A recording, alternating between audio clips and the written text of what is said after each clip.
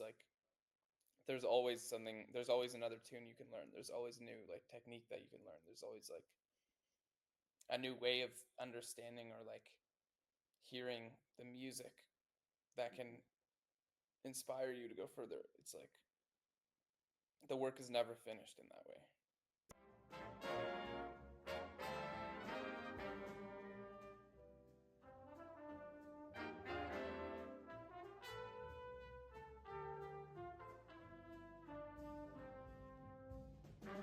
So, first of all, would you like to let everybody know who you are and what instrument do you play? So I'm Mattaus. Mattaus Gretzinger is my name, and I play the saxophone. Um, Oh, yeah.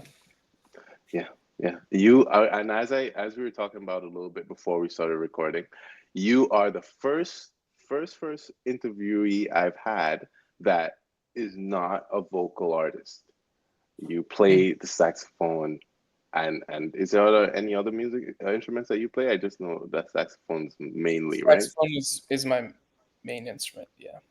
Lovely, lovely, lovely, lovely. So, welcome. You're first of your kind on the show. You're Thank opening you. up borders and doors for so many other musicians like yourself. So, you should definitely feel proud of that. And I'll lead into my next question because I got a whole lot of good questions here for you. Okay. All right. How long have you played the saxophone and what drew you to this instrument? So I've been playing for nearly 10 years, and what originally drew me to it was the fact that my dad played saxophone when he was in high school, and we listened to jazz a lot. Like growing up, he would put it on for me and stuff. He would put these saxophone players, like he always liked listening to Stan Getz and Sonny Rollins and Joshua Redman and stuff like that. So Yeah. I definitely felt inspired by my dad when I first decided to choose saxophone. Wow. Wow. That's okay. That's actually a very touching backstory with that. I did not expect that. Okay. Well, all right. Well, as you know, saxophone does, as you mentioned, have a deep history in jazz and other genres. How do you honor that legacy while keeping and crafting your own sound?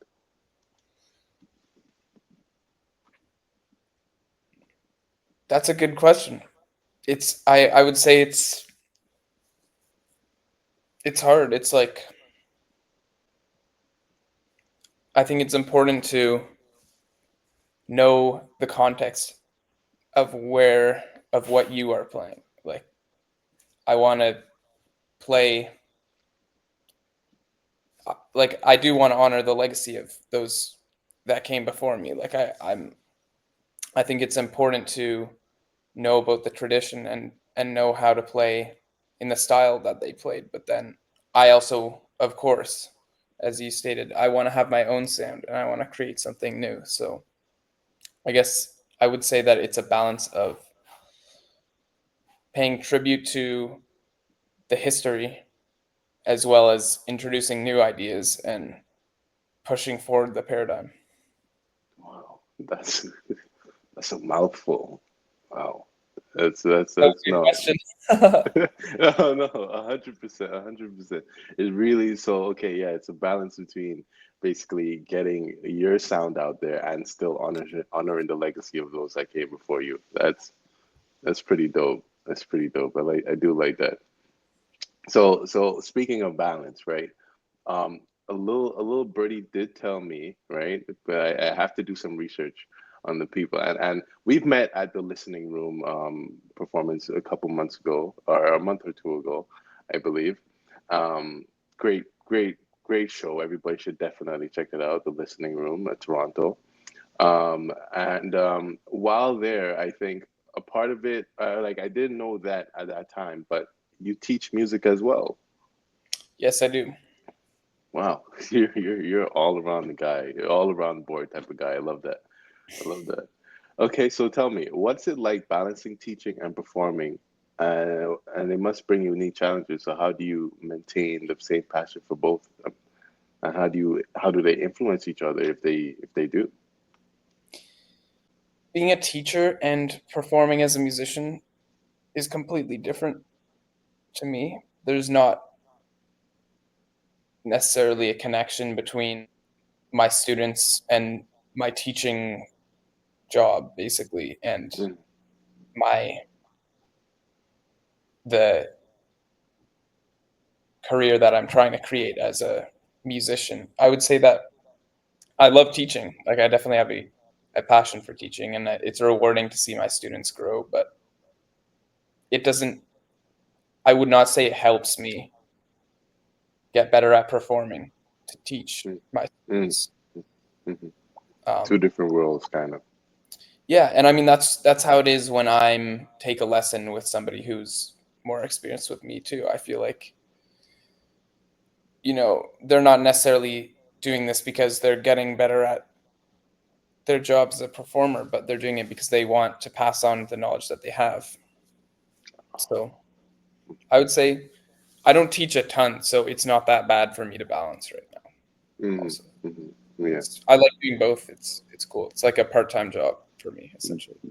yeah, but it's also something that you love, so this passion is there as well.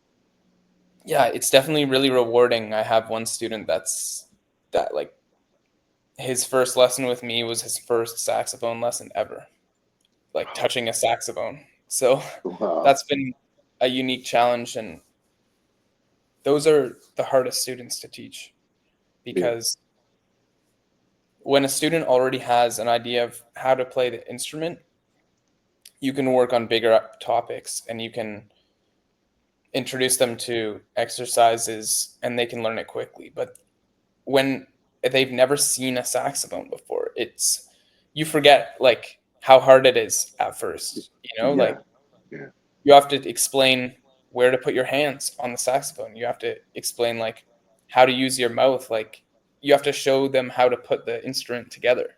And yeah. that's I believe there's breathing techniques that go along with the saxophone as well, correct? yes. And maybe you're right. I guess in that way, it does make me more aware of the saxophone and my body when I teach because I'm Hmm. thinking about, oh, the way you're blowing or the way your mouth is formed around the mouthpiece or the way you're holding your hands. And then I think about the way I'm doing it. So in that Yeah, way, I suppose yeah, yeah, yeah. I'm always thinking about music. I love that. I love that. I'd say fans of the show and fans of your music, like the love for music spans all channels, I would say. Like you can take it into an educational standpoint. And once you do love music, you love teaching music. I truly believe that. And just hearing you talk about introducing someone to the saxophone for the first time, an instrument that you grow to love, and then introducing it to somebody like, hey, here you are, like, and they are learning it like a new language. It's like I must believe that must be a really deep feeling for you to kind of see every now and then.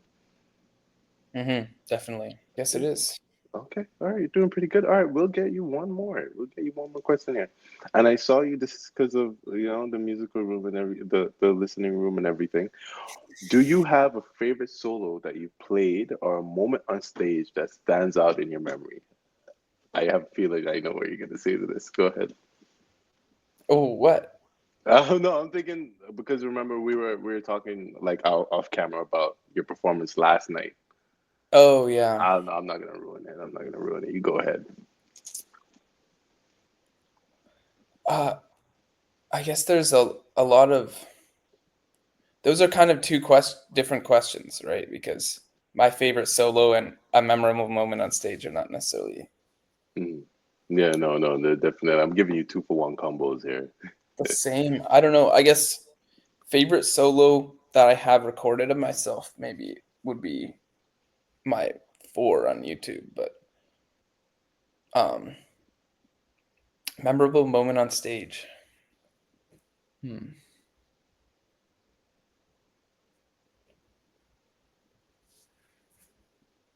I guess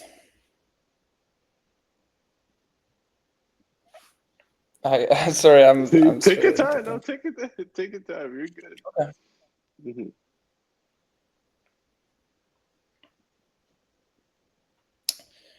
Oh man, I guess this wasn't on stage, but in a rehearsal one time, our bass player was just playing, and suddenly we hear like a really loud clapping sound, Hmm. and he stops playing. We're like, "What happened?" It's in the middle of the song, and we look over, and like all of the strings literally just fell off. Like the bridge of the bass, basically Yeah. just like it was under, it was at the wrong angle, and it just like like fell off basically, Wow. Wow. which is pretty funny. One time I was playing my saxophone and a pad Yeah. fell off like mid solo, so I was like, wait, why can't I play any notes anymore?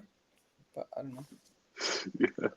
Those are small Okay. little like accidents. Yeah. Like more accidents Yeah. that you stealing the crowd away, but it's like, oh, like my padding for my button came off, so now I can't. Now we Yeah. gotta skip that note. That's crazy. That's crazy. All right. I like that. I like that answer. And okay, you said it was two parts for you. So your favorite solo. So you mentioned, okay, a favorite memory, on stage. Mm. So what's a favorite solo that you think you've had so far? Oh, it changes. I feel like that's like the hard thing about jazz is that I'm never quite happy with my own solo. Wow. I'm always I'm always like hearing how I can do better, Hmm. which is kind of frustrating actually, because it's like it makes it hard for me to just like sit back and enjoy what I've created. I'm always like, oh, like this part that needs to be improved, like this I need to work on this thing, like so it's tough to have a favorite solo of my Hmm. own. That's It's easier to be like, this is my favorite solo of someone else, I would say. yeah. Because as an artist, like you kind of like a part of the heart, like a part of art, and I've been hearing this a lot recently, is knowing when it's done. That's the most knowing when it's done. And yeah, I don't think you're not, unless it's done, you're not gonna be happy with it. Yeah, but that's what's tough about improvising too is when there's who's done improvising, Hmm. like who has Hmm. gotten to a point where they're like, yeah, Hmm. I am I can play anything and play perfectly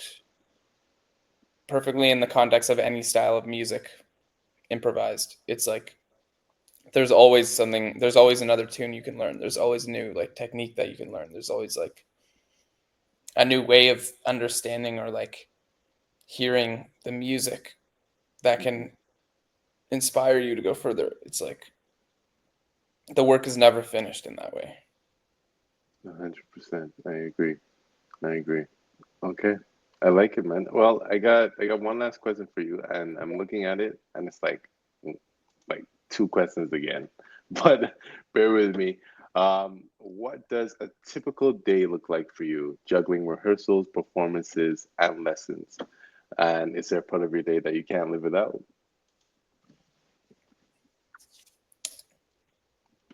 It depends on the day. If I have teaching that day, that might be the main thing. Like I have rehearsals when I have something happening. I have gigs. Typically, a day would look like wake up, eat a bacon ranch wrap from Tim Hortons, have uh, go to whatever I need to do that day, which is could be a rehearsal or you know like a gig or Yeah, teaching. Come home, maybe yeah. stay out, maybe go see a performance if I don't have anything that day. I mean, I definitely try to fill my days with music. It sounds like the most irreplaceable part of your day is that bacon, egg, and ranch from Tim Hortons. Yeah.